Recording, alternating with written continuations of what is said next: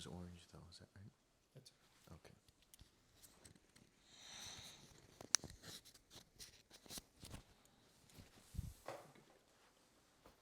We already started? Yeah. Okay. So today is day 2, which is also known as the first day blues. And the reason is because at some point or another during your practice, you will have met with a lot of what we would call hindrances. So why do we call them hindrances? They can be known as distractions or hindrances, but they come from the word nivarana in Pali. Nivarana essentially means obstacle or obstruction. What is it that is being obstructed? What is the obstacle here? What is going on when you have a distraction? A distraction, remember I told you yesterday, a distraction is whenever your mind's attention is fully away from the object of meditation. So if you have even a small fragment of loving kindness in your awareness, and there are thoughts in the background, that's okay. You don't have to do anything. But if your attention goes completely away from the object, and now you're thinking about this or that or the other, then you are said to be distracted. So when we say you are distracted, it means your attention is no longer on its object. And so when we use the word obstruction, what we're saying is your attention, the ray or light of attention that's beaming out towards the object is obstructed by something. There's an obstacle on your path. So how do you deal with an obstacle? How do you deal with an obstruction? You have to remove it. But the key is, how do you remove it? Let's say you're driving a car down the road and you see a traffic cone. Do you drive forward and past it? Or do you drive around it? How do you deal with it? In the same way, when we talk about obstacles or hindrances, we don't push against them. We don't try to fight them. The hindrance that is present in the mind is the reality of the situation. It is the Dhamma of the moment. In other words, it is the phenomena that you have to deal with. It is the truth of the moment. And for us to try to fight with it will only cause us more suffering. So we might recognize that there is the hindrance. We might recognize that there is the obstacle. But if we just recognize and try to push it away, that comes from an attitude of aversion. I don't like it here. I don't like this hindrance being present. Or if we indulge in the hindrance because it is a pleasant experience somehow, maybe we think about something that is pleasing to the mind and we start to get caught up in that. Nostalgic thoughts or thoughts of the past or what it could be in the future, daydreaming and so on. And so the mind gets caught up in it. And as soon as we recognize it, that flow of getting caught up in it stops. But then how do you deal with it moving forward? The key is to let go and to relax. There are the 4 right efforts that I talked about yesterday. What are those 4 right efforts? The first right effort is to prevent any unarisen, unwholesome state from arising. The second right effort is to let go or to abandon any already arisen unwholesome state of mind. The third right effort is to generate a wholesome state of mind. And the fourth right effort is to maintain the awareness or maintain that wholesome state of mind. So every time you recognize that your mind is distracted, what are you doing? You are stopping the flow of further hindrances from arising in that moment. All of that momentum of unarisen or potential hindrances that could arise, all of that momentum just stops right there and then, as soon as you notice you're distracted. When you relax, you are letting go of your attention to that hindrance, because you're bringing it back to the body. You're bringing it back to the present moment. You're bringing it back to the mind. And so you let go of that hindrance through your attention. Then when you come back to your smile, you're generating a wholesome state of mind. What is a wholesome state of mind? A wholesome state of mind is any kind of mind that feels spacious, that doesn't cause any kind of tension or tightness in the body, that creates peace and balance in the mind. So the smile, there is a lot of emphasis in this kind of practice about smiling. And the reason is because smiling lightens the mind. Smiling brings immediate clarity to the mind. It brings immediate joy to the mind. We're not talking about exuberant joy. We're not talking about a joy that is excited. We're talking about an uplifted feeling of mind, where the mind feels at ease, and it feels clear, and it feels collected. So when you smile, once you smile, you've generated a wholesome state as a result of that smile. And more often than not, the smile will happen almost automatically.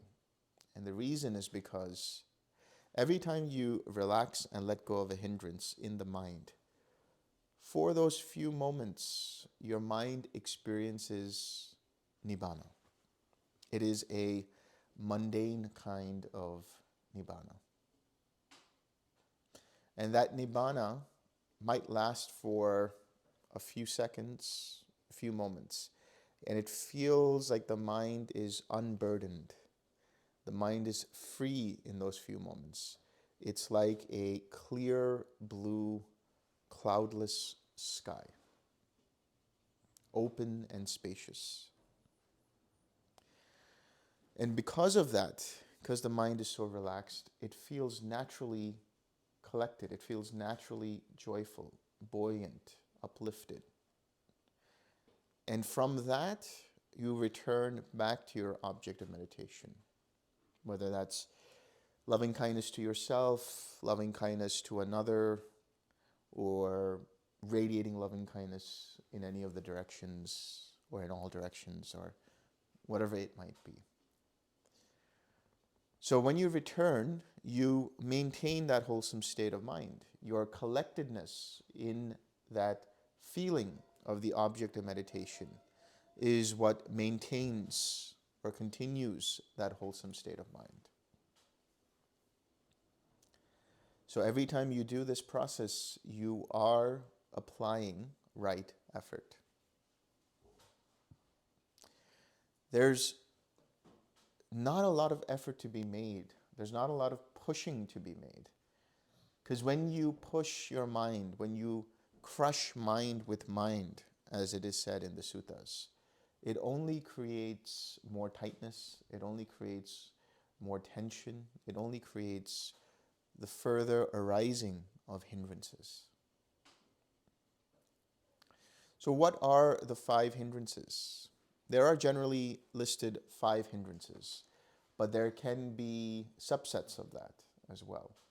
But the 5 main hindrances are sensual craving, aversion, restlessness, sloth and torpor, and doubt.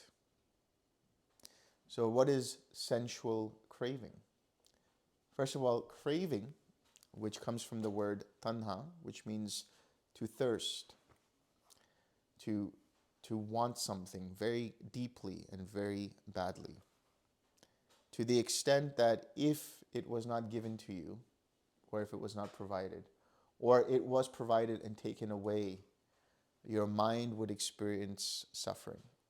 That is how you know there is craving there. But in here, when we talk about sensual craving, we're talking about a mind that gets caught up and enamored and distracted by this or that. It's a mind that says, I like this and I want more of it. So what is an example of sensual craving, practically speaking, in the meditation? You may be meditating very deeply, very peacefully, and your mind might be experiencing great amounts of clarity, and you might have loving kindness in your mind, in your heart, and you're staying with that feeling of loving kindness. And then all of a sudden, you hear birds chirping in the sky, right, on the trees. And your attention goes there for a moment, and perhaps then you come back. But then your mind ponders upon what kind of bird was that, right? And then from there, there's mental proliferation. You visualize the bird, the color of its wings, the kind of beak it possesses. You remember a time when you saw this bird while you were walking in the park and how it made you feel. And then as you go up and ponder upon that feeling, you think about how you felt when you were with this person, and so on and so forth. So there's all this mental proliferation that arises just from that one moment of sensual experience. So when we talk about sensual experience, what we're saying is anything related to the physical senses, the eyes, the ears, the nose, the tongue, and the body. The mind is outside of the scope of physical senses. So anything that triggers that mental proliferation from any of the sense bases, the physical sense bases, and then where the mind gets caught up in that is sensual craving. So sensual craving is something that just slowly seeps in like any of the other hindrances. And so the key is to allow your mind to see that and get caught up and see that it's getting caught up in that, and then drop it right there by just letting go and relaxing, coming back to the smile, and then coming back to your object of meditation. When we talk about aversion, aversion is the opposite of craving, in the sense that it is not the absence of craving. It is the flip side of that. It is the mind that says, I don't want this. I don't like this.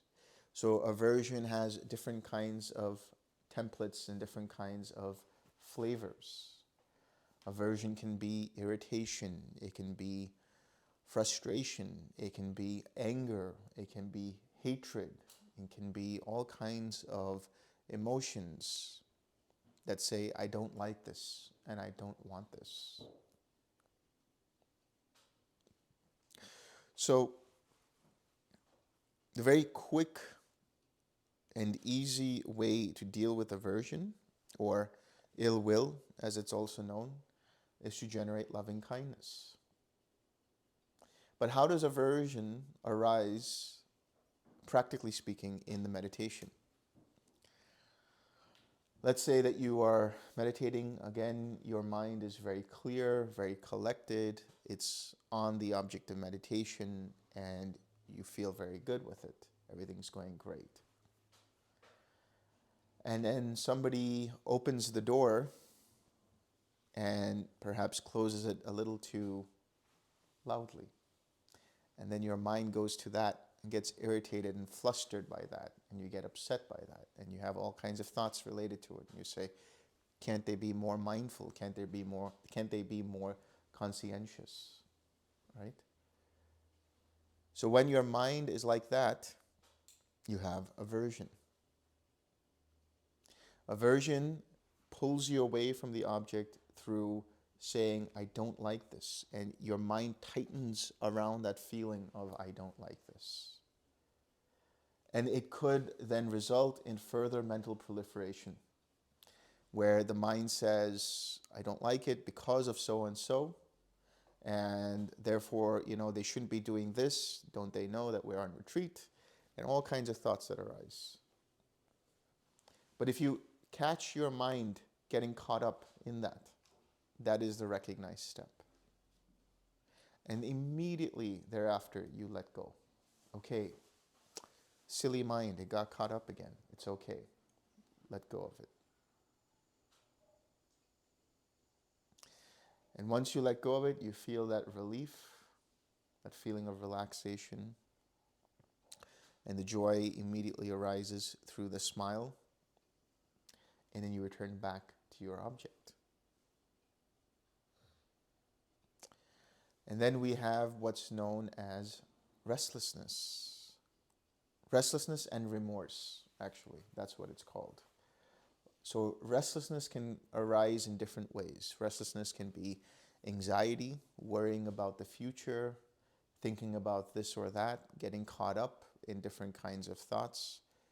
Or remorse, thinking about the past, thinking about how things could have been, thinking about, oh, if only I did this, things would have been different. If only I had said that. If only they did this. These kinds of thoughts are remorse. And so your mind gets caught up in these kinds of thoughts, and then you have further mental proliferation. So restlessness can arise for a variety of different reasons, but primarily restlessness arises because the mind becomes too tight. It tries too hard. It pushes a little too much. And it tries to grip onto the object of meditation. As soon as you try to grip onto something, what happens? It seeps right through your fingers, just like sand. But if you notice that and you loosen your grip and you let go, right? So the antidote for restlessness is more tranquility, bringing in more peacefulness, more equanimity, more balance in the mind. Taking a step back in your mind, instead of pushing further, instead of causing the mind to try to deal with the restlessness by pushing it away, your mind just relaxes and lets go. Find some space, find some distance in the mind, right? So when the restlessness arises, just notice, okay, my mind is getting caught up in it. Now the key is not to take any of these hindrances personally. Easier said than done, right? Sometimes you say, oh, why did I get that aversion again? Or why am I getting caught up again? Why am I getting restless again? Why am I having all of these thoughts again?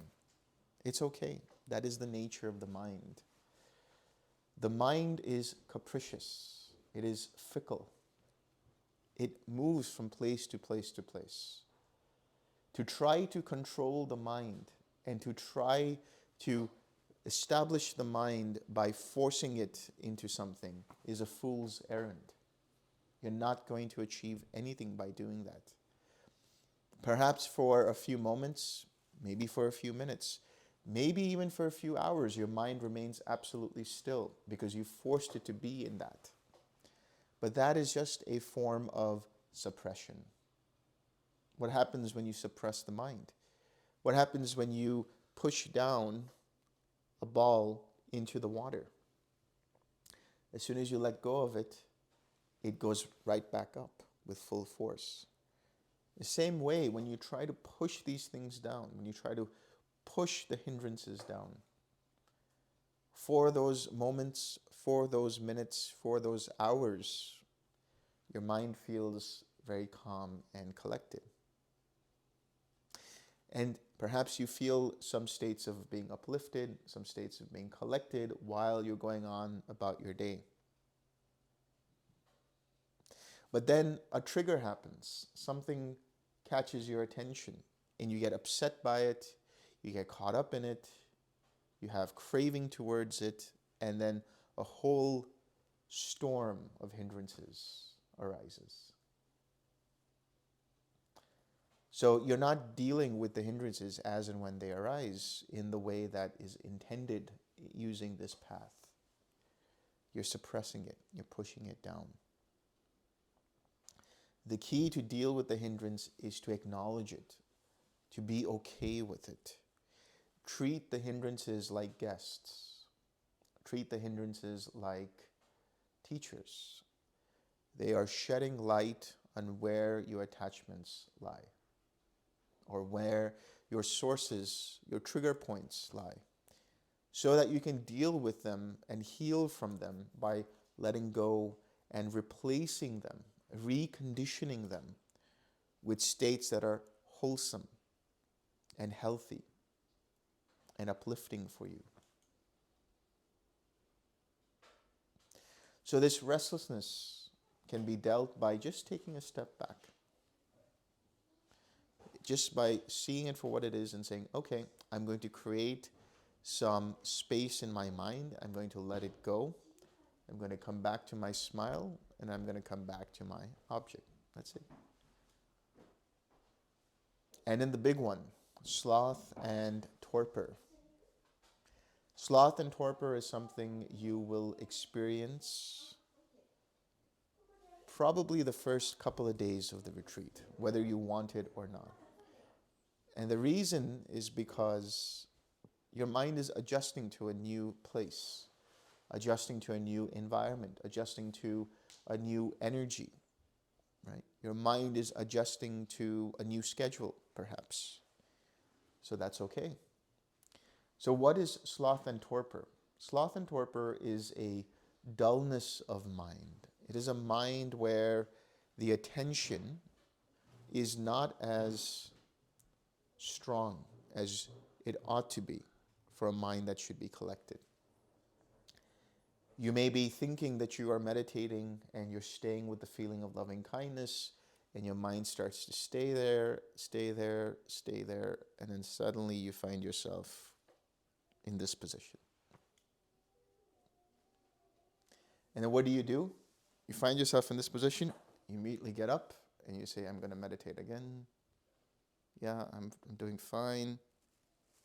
And again, you find yourself in that same space. So the way to deal with that sloth and torpor is sometimes it's because there's not enough attention being given to your object of meditation. In other words, there are little holes in your attention. You might be thinking you're meditating, and then your mind just dulls out and thinks about something else, and there's other things going on, and before you know it, you're in that phase of sloth and torpor. If that's the case, then you can look at the focus of your mind or the attention of your mind like an aperture of a camera. Depends on how much focus you put on it, right? If you focus too much, you don't see the full picture. You're too one-pointed. And as a result, there can be restlessness that arises. But not enough focus, and the image is blurry. You can't make out all of the details. So the right amount of energy, what does the right amount of energy feel like? Well, there is clarity in the mind. The mind has sharpness. The mind is resting on the object of meditation, whatever the object is, and everything feels like it's flowing. There's no tightness. There's no adjustment to be made. Everything is just going on autopilot. Right? So this is very closely linked with ekagata, which is not one-pointedness, but rather a mind that is unified with its object, collected. It just remains in its lane, doesn't swerve from here to there. So if that's the case, you can try to bring a little bit more energy if there's sloth and torpor, which means just looking more closely, a little bit closer into what's going on. If that doesn't help, then you can do other things. The Buddha talks about the perception of light. So there's the internal light of your attention or your awareness, which I've talked about in terms of shifting that focus. But then there's also the external light. Make sure that you are meditating in daylight or where there is a lot of light. That will also help. If that doesn't work, when you do your walking meditation for about 10 to 15 minutes, do backwards walking. Walk backwards. Because it's so much easier, right? To just walk in the forward direction without even thinking about it. Because we're so used to it. But for us to walk backwards, we need to pay more attention. And where the steps are, where we're heading and so on. Which means it starts to strengthen our attention. Starts to hone in and focus on our attention.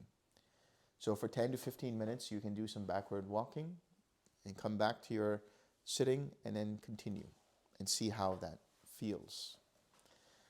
The Buddha has also said that what you can do is splash water on your face, splash cold water on your face. And if none of that works, go to sleep. Take a nap. So when I say take a nap, I mean take a 20-minute nap at the most. There was an individual at a retreat at Dhamma Sukha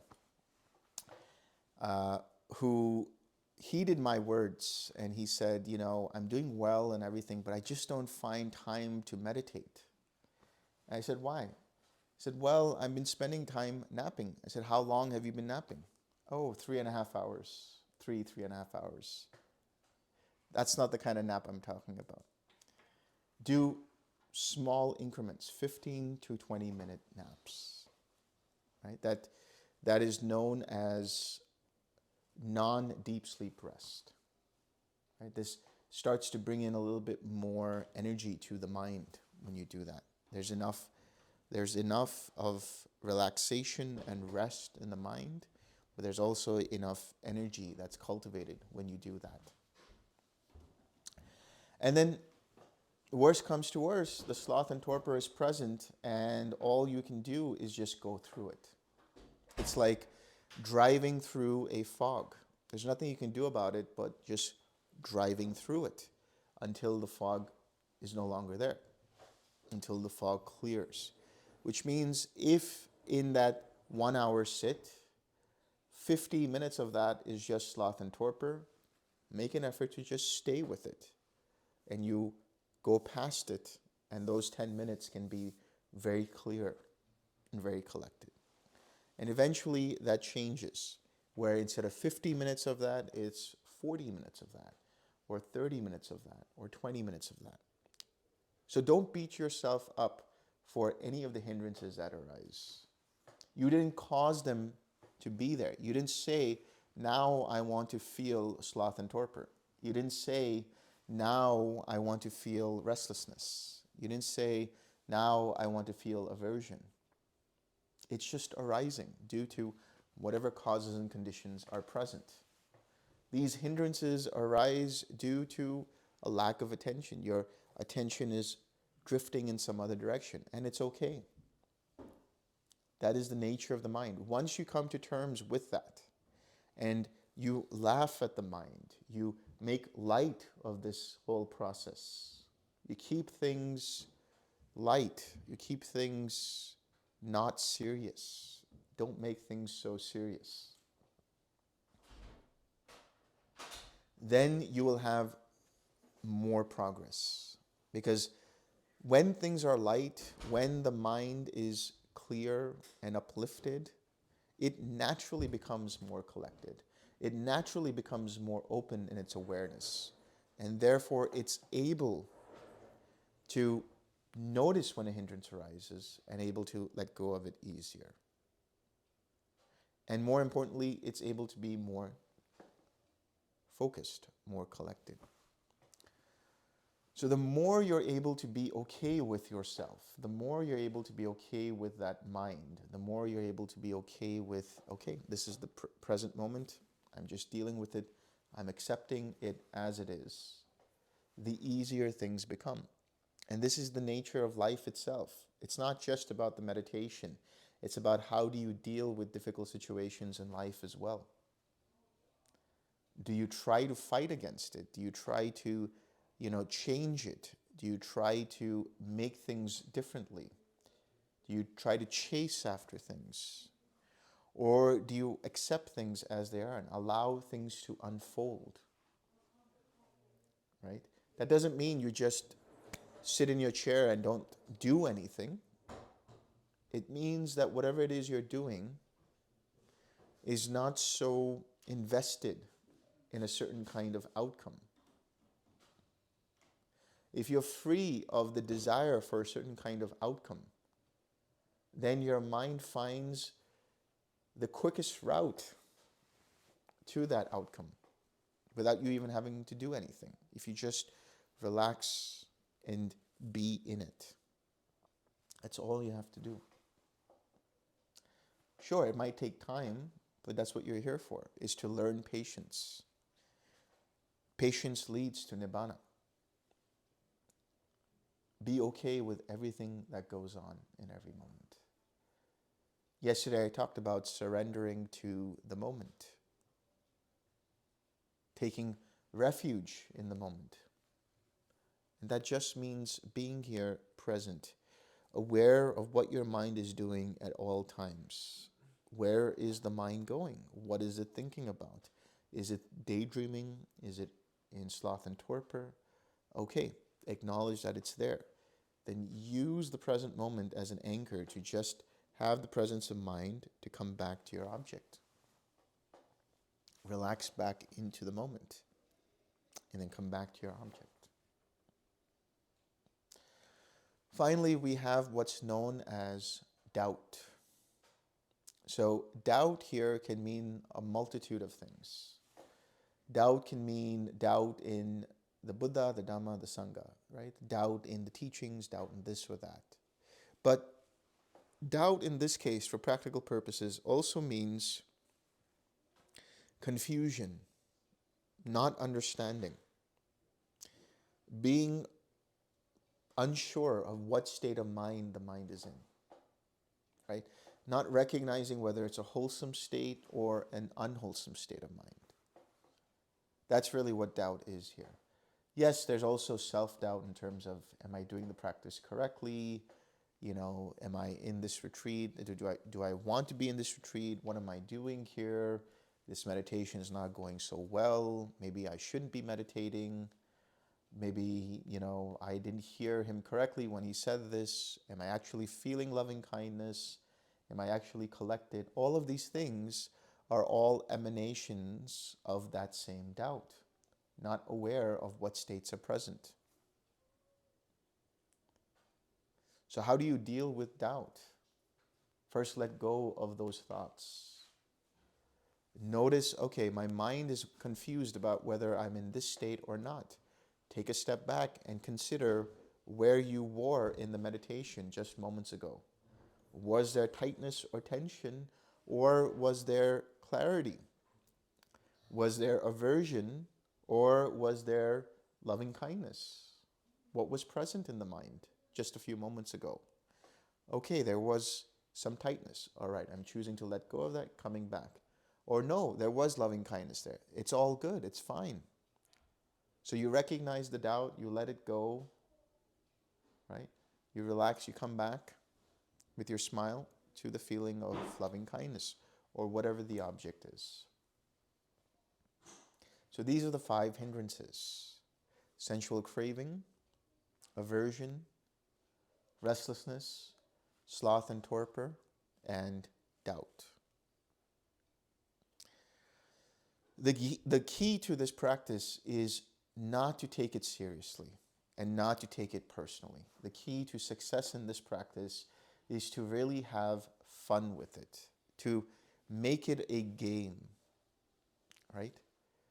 Okay, every time I get caught up in something, I'm going to laugh at myself. I'm going to laugh at my mind, and I'm going to just come back. Every time I stay with the feeling, that's great. That's another brownie point. Fine. Make it a game, that's all. And remember, what you've come to this retreat for, is to let go some of the suffering that you've been experiencing, is to let go of some of the craving you might be experiencing, is to let go of some of the identification your mind goes through, is to experience greater degrees of clarity, greater degrees of joy and happiness and contentment. The only way to do that is to let go. Let go of the outcome, let go of any attachment to the outcome, and just be. Allow the mind to rest in whatever is present. Let your mind be present in every moment. Let your mind observe itself. Okay, this is mind watching mind. It's mind watching itself meditate. Right? Creating that space, creating that distance. I am not meditating, the mind is meditating. There's an observing of how mind is meditating. That way, there's less about me, mine, or myself and the outcome, and more of, okay, I'm just observing it like a scientific experiment in a lab. This is what's going on. If I add a little bit more energy, this is what happens.